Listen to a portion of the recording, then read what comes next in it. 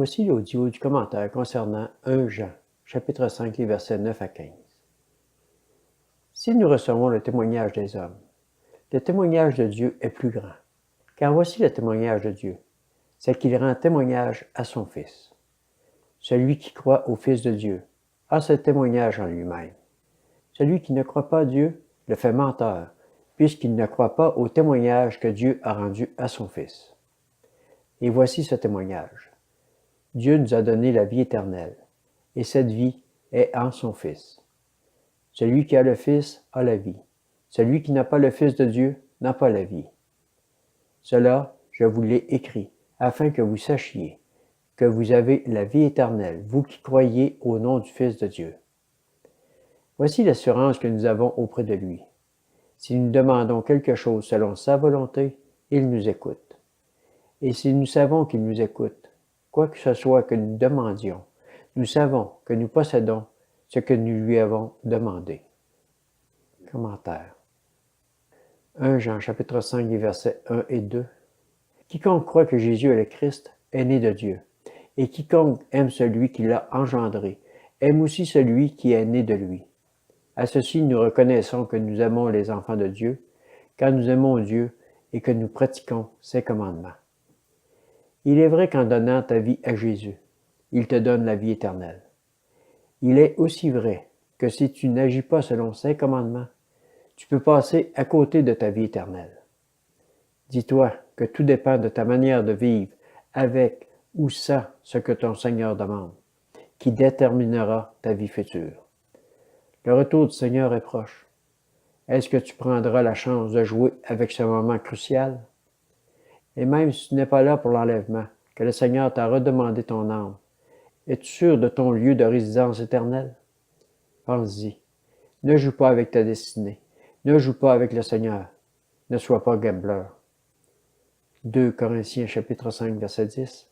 Car il nous faut tous comparaître devant le tribunal du Christ, afin qu'il soit rendu à chacun, d'après ce qu'il aura fait dans son corps, soit en bien, soit en mal.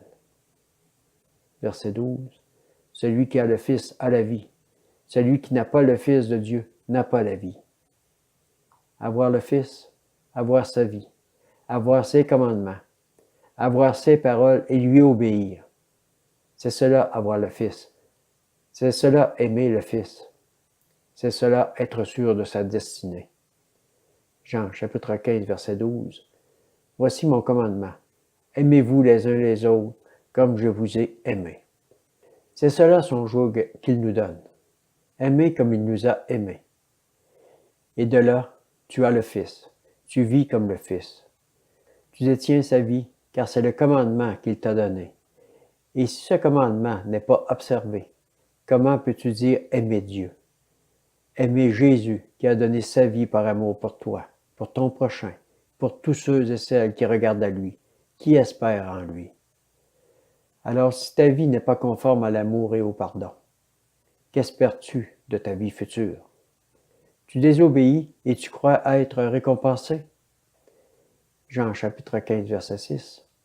Si quelqu'un ne demeure pas en moi, il est jeté dehors comme le sarment et il sèche. Puis l'on ramasse les sarments, on les jette au feu et ils brûlent.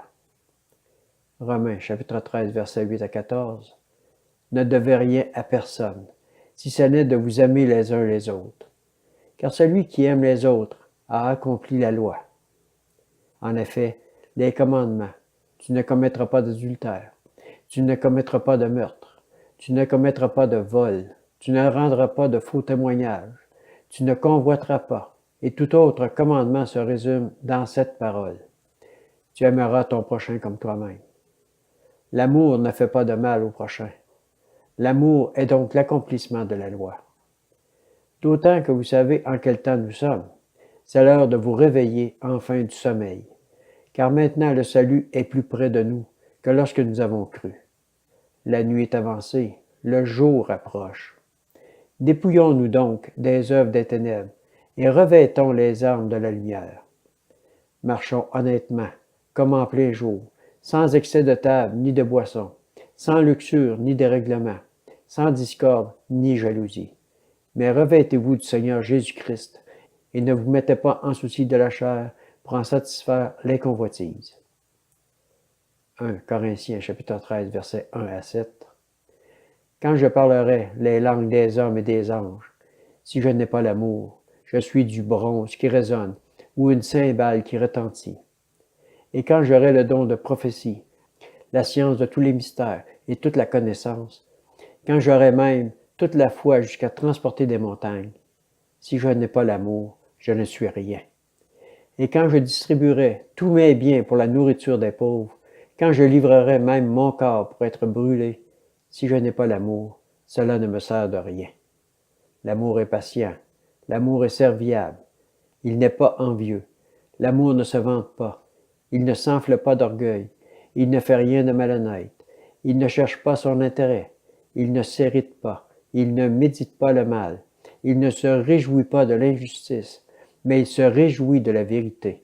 Il pardonne tout, il croit tout, il espère tout, il supporte tout. Matthieu, chapitre 6, les versets 6 à 15. Mais toi, quand tu pries, entre dans ta chambre, ferme ta porte et prie ton Père qui est dans le lieu secret. Et ton Père qui voit dans le secret te le rendra. En priant, ne multipliez pas de vaines paroles, comme les païens qui s'imaginent qu'à force de paroles, ils seront exaucés. Ne leur ressemblez pas, car votre Père sait de quoi vous avez besoin, avant que vous ne lui demandiez. Voici donc comment vous devez prier. Notre Père qui es aux cieux, que ton nom soit sanctifié, que ton règne vienne, que ta volonté soit faite sur la terre comme au ciel. Donne-nous aujourd'hui notre pain quotidien. Pardonne-nous nos offenses comme nous pardonnons aussi à ceux qui nous ont offensés. Ne nous laisse pas entrer dans la tentation, mais délivre-nous du malin. Car c'est à toi qu'appartiennent dans tous les siècles le règne, la puissance et la gloire. Amen.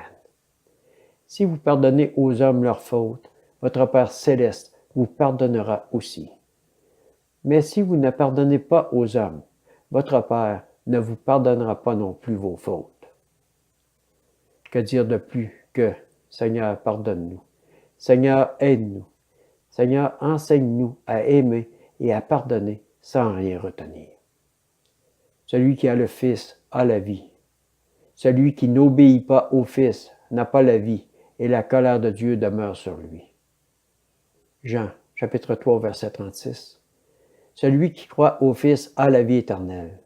Celui qui ne se confie pas au Fils ne verra pas la vie, mais la colère de Dieu demeure sur lui.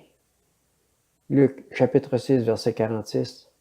Pourquoi m'appelez-vous Seigneur, Seigneur, et ne faites-vous pas ce que je dis? Matthieu, chapitre 3, versets 2 et 8. Il disait, repentez-vous, car le royaume de Dieu est proche. Produisez donc du fruit digne de la repentance. Luc, chapitre 18, versets 26 et 27. Ceux qui l'écoutaient disaient, alors qui peut être sauvé? Jésus répondit, ce qui est impossible aux hommes est possible à Dieu. Soyez bénis.